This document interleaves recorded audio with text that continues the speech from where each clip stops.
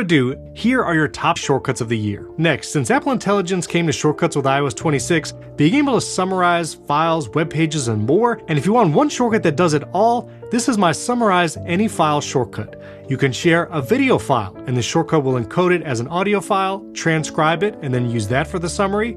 Or you can share anything like a PDF, Word document, and more. You can run this shortcut from the share sheet, or just run it right here in Shortcuts. Choose any file you would like. I'll choose a text file here. It's actually a transcript of a video, and then it's going to create a note, title that note automatically, summarize that document, give me key points, and I'm good to go. And remember, this will also work for videos and audio files. So if I run it on an audio file, it'll download it, it'll detect that it's a video or audio file, and then transcribe it. You see that transcribe action working right there.